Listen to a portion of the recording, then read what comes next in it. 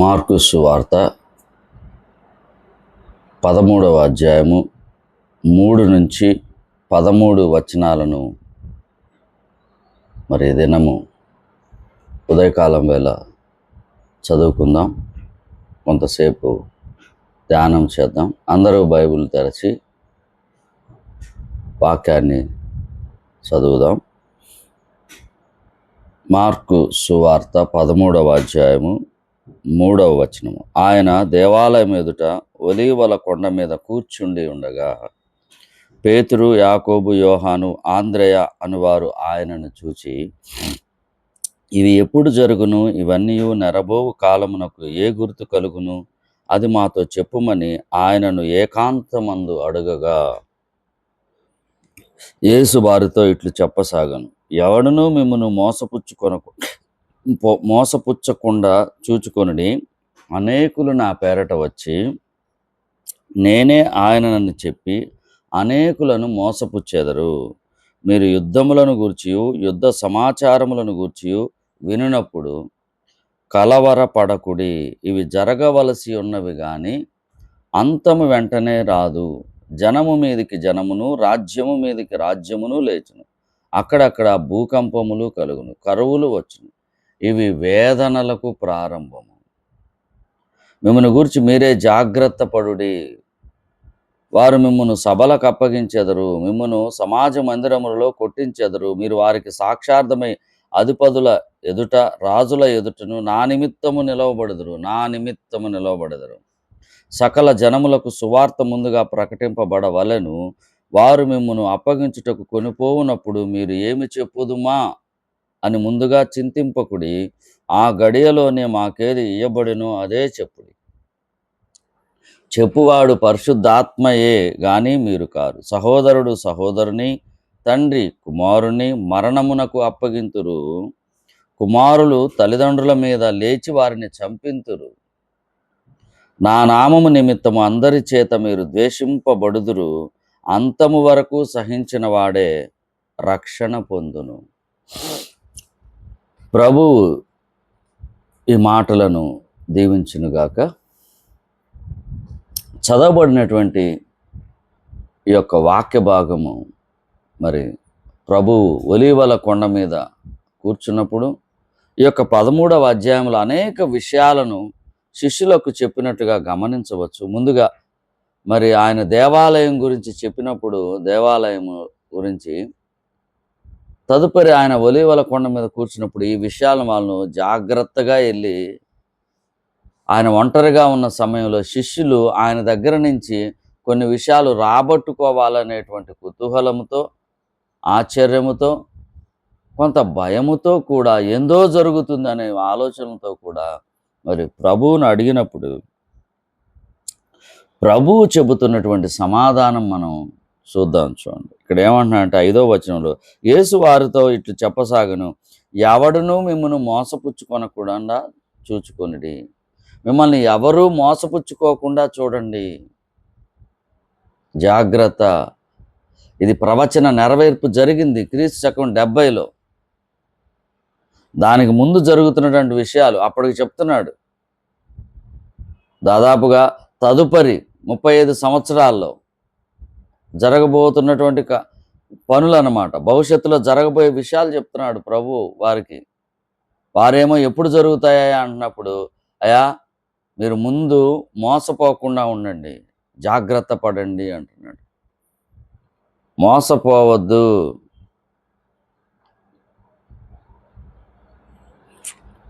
అనేకులు నా పేరట వచ్చి నేనే ఆయనని చెప్పి అనేకులను మోసపుచ్చెదరు.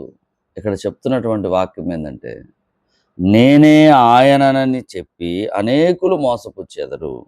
మీరు యుద్ధముల గూర్చి యుద్ధ సమాచారం గూర్చి వినునప్పుడు కలవరపడకుడి. ఆ సమయాల్లో జరుగుతున్నటువంటి విషయాలను ప్రభువు చెబుతూ మనం భవిష్యత్తులో కూడా అన్వయించుకోవచ్చు, నేటి కాలానికి కూడా అన్వయించుకోవచ్చు. అంటే ఇక్కడ మనం చూడవలసింది ఏంటంటే, ప్రభువు వారికి ధైర్యాన్ని ఇస్తున్నాడు, కలవరాన్ని ఇవ్వట్లేదు. కలవరపడద్దు, భయపడద్దు, ఇవన్నీ జరగవలసి ఉన్నది, జరుగుతాయి అయితే మీరు నా శిష్యులు కాబట్టి, నా బిడ్డలు కాబట్టి మీరు జాగ్రత్తగా ఉండుడి. ఒక విధంగా చెప్పాలంటే క్వెషన్ పేపర్ లీక్ చేస్తున్నాడు.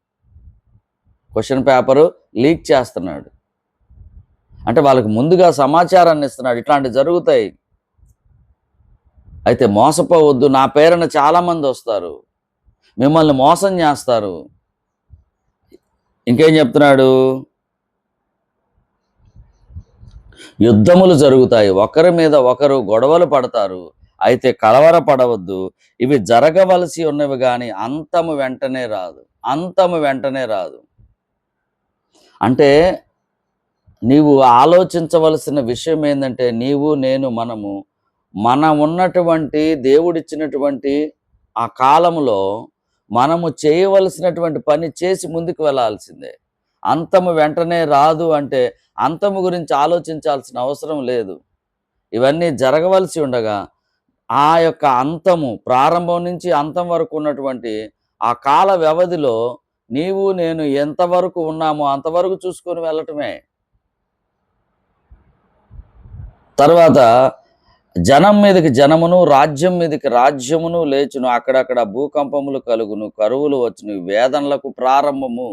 వేదనలకు ప్రారంభము. నిజమే. ఒక మనిషి, మానవుడు తను స్వార్థపరుడై వికృతమైనటువంటి చేష్టలు చేస్తున్నప్పుడు ఇట్లాంటివే వస్తాయి. మనుషుల ఒకరి నుంచి ఒకరికి, ఒకరి నుంచి ఒకరికి, ఒకరి నుంచి ఒకరికి వచ్చి బంధాలు, బాంధవ్యాలు, ప్రేమలు ఇవన్నీ చనిపోయినప్పుడు దానిలోంచి పుట్టుకొచ్చేది ఏంటయ్యా అంటే ద్వేషము, కలతలు, శరీర తత్వము బయలుదేరి ఎదురుగా ఉన్న వ్యక్తి నాకు ఏమవుతాడో అనేది కూడా గుర్తించనటువంటి పరిస్థితుల్లో తనను చంపటానికి కూడా సిద్ధపడతారు. అటువంటి పరిస్థితిలో జరిగేటువంటి పనులు చెప్తున్నాడు. ఇశ్రాయేలీలు వారు ఏ విధముగా ఆత్మీయంగా దిగజారిపోయారో, ఏ విధంగా నశించిపోయారో వారికి ముందుగా సువార్త ప్రకటించబడింది. ప్రభు అందు నిమిత్తం వచ్చి వారికి సువార్త ప్రకటిస్తున్నప్పుడు వారు విననొల్లని హృదయాలతో వారు ఎలా ఉన్నారు? దిగజారిపోయి ఉన్నారు, వెనుదిరిగి ఉన్నారు, గ్రహింపలేకున్నారు, ఆత్మీయ అంధత్వంతో ఉన్నారు. మరి మీరు మోసపోవద్దు అంటే మోసపుచ్చే వాళ్ళు ఎక్కువగా వస్తారని, ఎవరైతే దేవుని వాక్యము జాగ్రత్తగా ఎరిగి ఉన్నారో వారు మోసపోకుండా ఉంటారు. ఎందుకంటే వారికి సత్యవాక్యము వారి హృదయాలలో స్థిరపడి ఉన్నది. అసత్యమును వారు ఎంత మాత్రము స్వీకరించడానికి వీలు కుదరదు. వారు హృదయాలు ఒప్పుకోవు. అందువలన వారు ఏమవుతారు? వారి బారి నుంచి రక్షించబడతారు. దేవుడు తన బిడ్డలకు తన కుమారుని ద్వారా ఇస్తున్నటువంటి ఒక సందేశము. మీరు మోసపోకుడి, జాగ్రత్త పడండి. నా పేరు మీద అనేక మంది వస్తారు. నేటి క్రైస్తవంలో కూడా మనం చూసినట్లయితే ఇప్పుడు ఆయన పేరిటి మీద వచ్చే వాళ్ళు ఎవరు?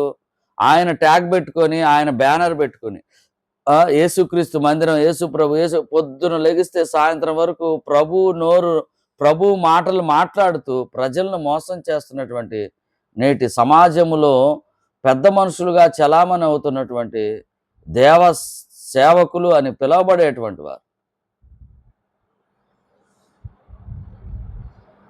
వీరు గొప్పవారుగా ఎంచబడుతున్నారు. ధనములోనూ గొప్ప, అధికారంలోనూ గొప్ప.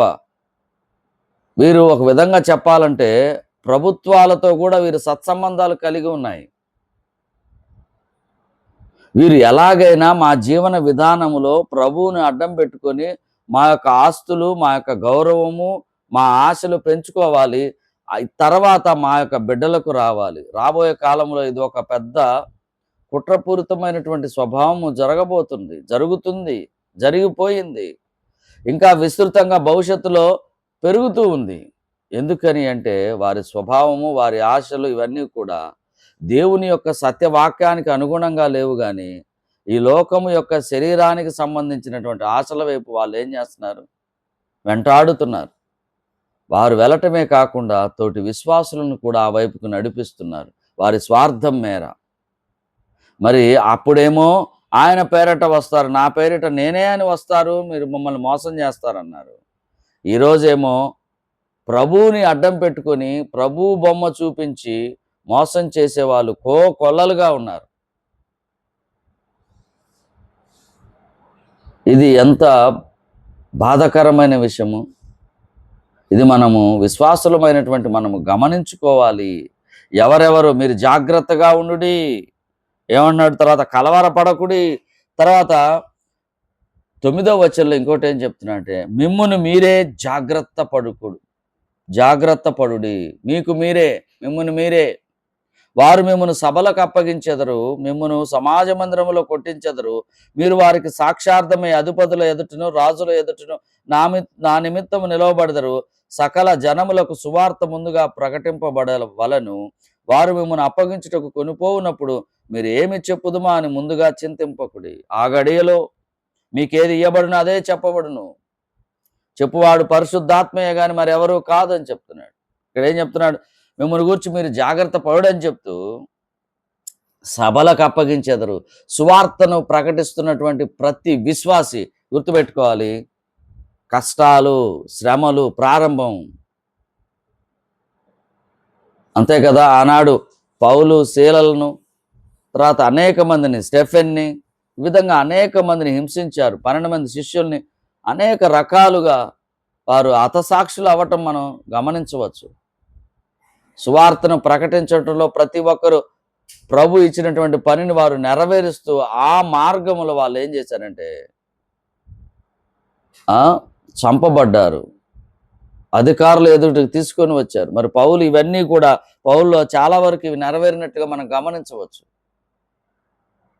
మరి అక్కడ చెప్పినటువంటి సమాధానాలు మరి పరిశుద్ధాత్మ దేవుడే మీ చేత ఆ సమాధానాలు చెప్తాడు. మీరు కలవరపడటానికి వీలు లేదు.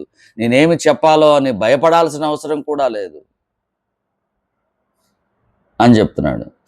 సకల జనములకు సువార్త ముందుగా ప్రకటింపబడవలను. సకల జనములకు ఆనాడు అందరికీ సువార్తను ప్రకటించటానికి అన్ని ప్రదేశాల్లో, అన్ని ప్రాంతాలలో, అన్ని ఖండాలలో సువార్తను వెదజల్లటానికి, సువార్త అనేటువంటి ఒక మంచి విత్తనమును నాటటానికి, అది విస్తరించి మహావృక్షముగా పెరగటానికి ప్రారంభ విత్తనాలను వేసినటువంటి వారుగా మరి ప్రభు ఎన్నుకున్నటువంటి శిష్యులు ఆనాడు మరి ప్రపంచ దేశాలకి విస్తృతంగా మరి ప్రయాణం చేసి ఆ సువార్త విత్తనాలు నాటడం జరిగింది. తదుపరి కాలంలో కూడా అనేక మంది దైవజనులు వారు సర్వాన్ని వదిలివేసుకొని వారి జీవితాలను ప్రభు సేవకు అంకితం చేసుకొని ముందుకు వెళ్ళారు. ఇది సత్యము. దీనికంటే ముందున్నటువంటి తరం కాక అంతకుముందు తరం వరకు బాగా ఏం జరిగింది? దేవుని యొక్క పరిచర్య జరిగింది. ప్రభు యొక్క వాక్యాన్ని సర్వ జనాంగానికి తీసుకెళ్ళటానికి వారు మాదిరి కలిగినటువంటి దైవజనులుగా ఉన్నారు. పోయిన తరము, దానికి ముందు తరం వరకు. పోయిన తరము నుంచి ఒక చెడు అనేది ప్రవేశించింది. చిన్నగా పోయిన తరములో ఉన్నటువంటి వారు సగం సగం ఉన్నారు. కొంత దేవుని పని, కొంత సొంత పని. ఇప్పుడు నేటి తరం ఏమొచ్చిందంటే పూర్తిగా సొంత పనే, అడ్డు పెట్టుకునేది దేవుణ్ణి. బరియసులు ప్రారంభించారు. బరియసులు ప్రారంభమయ్యారు. ఎక్కడ చూసినా ఒక గొంతుకి, ఒక సందుకి 10 ఇళ్ళుంటే 10 ఇళ్లలో ఒక బరియసు పుడుతున్నాడు. ఒక మందిరము, 10 మందిని పోగేసుకోవటము. ఈ విధమైనటువంటి సేవ చేస్తూ క్రైస్తవాన్ని భ్రష్టు పట్టిస్తున్నారు. అయితే ఇక్కడ ప్రభువు చెప్తున్నటువంటి విషయాలు మనం చెప్పినప్పుడు, సహోదరుడు సహోదరుని, తండ్రి కుమారుని మరణమునకు అప్పగించెదరు. నేటి కాలములో ఆ కాలంలో కూడా జరిగినటువంటి విషయాలే. సువార్తను ప్రకటిస్తున్నప్పుడు సువార్తకు అడ్డుగా ఒక కుటుంబంలో ఉన్నటువంటి వారే, నీవు ఎందుకు ఆ దేవుణ్ణి నువ్వు నీ సొంత రక్షకుడిగా ఎందుకు ఎన్నుకున్నావు అనేటువంటి విషయాలు కుటుంబంలో కుటుంబ అంతర్గత కలహాలు ప్రారంభమయ్యి, మేము చెప్పిన వారిని నువ్వు పూజించకుండా ఎవరినో పూజిస్తున్నావు అనేటువంటి విషయంతో మరి కుటుంబంలో కలహాలు, సొంత వారిని చంపటానికి చూసేటువంటి భయంకరమైనటువంటి అపవాది యొక్క క్రియలు నేటి కుటుంబాలలో కనిపిస్తాయి అని చెప్తున్నాడు. ఆనాడు కనిపించాయి, ఇప్పుడు కనిపిస్తాయి, భవిష్యత్తులో కూడా కనిపిస్తాయి మరింత ఎక్కువగా. తర్వాత ఇంకేం చేస్తున్నాడంటే, నా నామము నిమిత్తము అందరి చేత మీరు ద్వేషింపబడుదురు. ప్రభువును స్వీకరించినటువంటి ప్రతి విశ్వాసి ద్వేషించబడటానికి వీలు ఉందని కాదు, ఖచ్చితంగా ఉంటుంది. ఎందుకంటే ఈ లోకము ఎవరిది అంటే అపవాదిది. అపవాదికి విరుద్ధమైనటువంటి వాడు ఎవరయ్యా అంటే ప్రభువు. అపవాదికి ప్రభు అంటే పడదు. ప్రభు మార్గము సత్య మార్గము, అపవాది మార్గము అసత్య మార్గము, రెండు వేరు వేరు. మరి ఈ లోకము అపవాది కాబట్టి లోకములో ఉన్న ప్రజలను ఏం చేస్తారంటే రెచ్చగొడుతూ వారి యొక్క శిష్యుల ద్వారా, వాడి యొక్క అనుచరుల ద్వారా ప్రభు పని జరగకుండా ప్రభు పని చేస్తున్నటువంటి సేవకులు లేదా విశ్వాసుల మీద వాడి యొక్క ప్రయత్నము నిరంతరం ఉంటుంది. అది అనేక రకాలుగా ఉంటుంది. అవసరమైతే చంపటానికి కూడా చూస్తున్నటువంటి పరిస్థితులు. నేటి కాలంలో క్రైస్తవము ఎంతో మరి బాధాకరమైన విషయం ఏంటంటే చాలా క్లిష్టమైన పరిస్థితుల్లో క్రైస్తవం ఉన్నది. అలా అని పడిపోతుందని నేను చెప్పట్లేదు. ఎందుకంటే ఇది పడిపోయేటువంటి రాజ్యము కాదు, ఇది శాశ్వతమైన రాజ్యము. కాకపోతే ఇట్లా జరగటానికి కారణం ఏంటంటే అపవాదే క్రైస్తవులని పిలువబడేటువంటి వారిని ఉపయోగించుకొని క్రైస్తవంలో చొరబడినటువంటి గొర్రె చర్మము కప్పుకున్నటువంటి తోడేళ్ల ద్వారా క్రైస్తవానికి అపకీర్తిని తీసుకురావటం, క్రైస్తవాన్ని నాశనం చేయటానికి వారిని వాడుకుంటున్నాడు. వారు ఉపయోగపడుతున్నారు సంపూర్ణంగా. తర్వాత నా నామము నిమిత్తం అందరి చేత మీరు ద్వేషించబడుదురు. అవును, ప్రభు నామము నిమిత్తము ప్రభువును ఆశ్రయించినటువంటి ప్రతి విశ్వాసి శిష్యుడు ద్వేషించబడతాడు, అవమానించబడతాడు, చంపబడతాడు. ఇవన్నీ జరుగుతాయి. అంతం వరకు సహించిన వాడే రక్షణ పొందును. అంటే రక్షణకు సంబంధించింది కాదులే కానీ ఇక్కడ రక్షణకు సంబంధించినది కాదు. అంతము వరకు సహించిన వాడే ఏంటి రక్షణ సంపాదించుకోవటం గురించి కాదు. ఇక్కడ నిజమైన విశ్వాసం చివరి వరకు నిలిచి ఉంటుందని సూచిస్తుంది. నీవు ఎవరినైతే నువ్వు విశ్వసిస్తున్నావో ఆ విశ్వాసాన్ని అంతం వరకు చివరి వరకు ఉంచుకో. అంటే పక్కలో మధ్యలో పారిపోవద్దు. అయ్యా యేసు ప్రభువుని వెంబడిస్తుంటే వీళ్ళందరూ కొడుతున్నారు కాబట్టి ఈయన వదిలేద్దాము అనేటువంటి ఆలోచన వద్దు అని చెప్తున్నాడు. అంతేగాని రక్షణకు సంబంధించినటువంటి వాక్యం కాదు ఇది. ఒకసారి రక్షణ పొందిన తర్వాత ఆ రక్షణ అంతటికి పోవటానికి వీల్లేదు. పోదు, రక్షణ పోదు. ఒకసారి ప్రభు యొక్క రక్తంలో కడగబడినటువంటి విశ్వాసి యొక్క రక్షణ ఎన్నటన్నటికి పోవటానికి వీలు లేదు, పోదు. అయితే ఇక్కడ చెప్పబడుతున్న వాక్య భాగంలో మనం నేర్చుకోవాల్సింది ఏంటంటే నేటి క్రైస్తవులో ఉన్నటువంటి అతి భయంకరమైనటువంటి పరిస్థితులు, ఆనాడు జరిగినటువంటి విషయాలు, అంతకుముందు చెప్పబడినటువంటి ప్రవచనం. దానియేలు గ్రంథం, జకర్యా, మీకా, ఇర్మియా గ్రంథాల్లో చెప్పబడినటువంటి ఆ ప్రవచనము క్రీస్తు 70లో నెరవేరబడింది. 70కి ముందు ప్రభు తన నోట నుంచి ఆలయం గురించి కానీ అనేక విషయాలు చెప్పినప్పుడు అవి 70లో జరిగాయి. అవి జరిగాయని మనం ఇప్పుడు తెలుసుకొని మనం జాగ్రత్తగా ఉండవలసిన వారమై ఉన్నాము. అప్పుడు ఏమైతే జరిగాయో అయ్యే విషయాలు ఇప్పుడు జరుగుతూ ఉన్నాయి.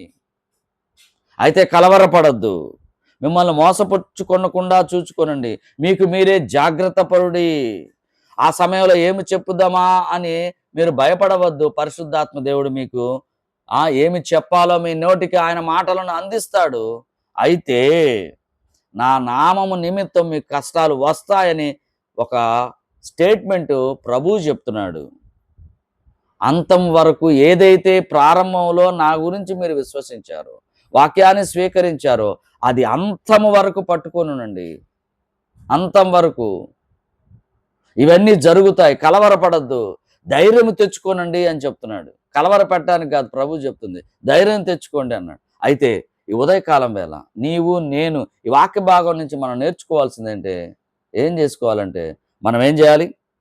మనల్ని మోసపుచ్చకుండా చూడాలి అంటే నేటి క్రైస్తవంలో మోసగాళ్ళు ఎక్కువయ్యారు. దేవుని వాక్యం పేరిట మనల్ని మోసం చేస్తున్నారు. కాబట్టి మనము జాగ్రత్తగా ఉండాలి. అదే దేవుని వాక్యం క్షుణ్ణంగా మీరు చదివినట్లయితే ఆ దేవుని వాక్యాన్ని పట్టుకొని నన్ను మోసం చేసేటువంటి వారిని సరిచేయటానికి మనకు ఆస్కారం ఉంటుంది, జాగ్రత్త పడటానికి ఆస్కారం ఉంటుంది, మోసపోకుండా ఉండటానికి ఆస్కారం ఉంటుంది. నెక్స్ట్ వన్ వచ్చేసి ఇటువంటివి జరుగుతాయన్నాడు. ఇప్పుడు నేటి క్రైస్తవంలో నేటి లోకంలో కూడా జరుగుతున్నాయి. ఏం జరుగుతున్నాయి? భూకంపాలు గాని ఇవన్నీ జరుగుతున్నాయి. ఒకరికొకరు మోసం చేసుకున్న ద్వేషం పెరిగిపోయింది. కుటుంబంలోన ద్వేషం పెరిగిపోయింది. పాపము విస్తరించి తన యొక్క అభివృద్ధి కుటుంబంలో కూడా పెరిగిపోయింది. బాగా విస్తరించిపోతుంది. ఒక మూల నుంచి క్రైస్తవము అభివృద్ధి చెందుతుంది. ప్రభు పని జరుగుతుంది. ఒక మూల నుంచి వాడి యొక్క పని కూడా జరుగుతుంది. అయితే ఇక్కడ చెప్తుందంటే కలవరపడొద్దు. మీరు జాగ్రత్త పడండి. మనం జాగ్రత్త పడాలి. ఉదయకాలం వేళ దేవుని యొక్క వాక్యం మనతో మాట్లాడుతున్నప్పుడు మనం జాగ్రత్త పడాలి. మోసపోకుండా ఉండాలి. అలాగనే మిమ్మును మీరే జాగ్రత్త పరుచుకునుడి. దేవుని వాక్యాన్ని నువ్వు పర్సనల్‌గా చదువుకుంటూ నీకు నీవు జాగ్రత్త పడాలి అని చెప్తున్నాడు. అది నీ బాధ్యత. మనం జాగ్రత్తగా ఉండాలి. తర్వాత ఒకవేళ ఏయైనా సమస్యలు నీ చుట్టుముట్టు ఉన్నప్పుడు నీకు సహాయం చేసేటువంటి వాడు ఎవరున్నాడంటే పరిశుద్ధాత్మ దేవుడని ఇక్కడ మరి ప్రభువు చెప్తున్నట్టుగా గమనించవచ్చు. అలాగనే మీకు నా నామము నిమిత్తము టోటల్‌గా చెప్తున్నా. నా నామము నిమిత్తము మీకేమొస్తాయి?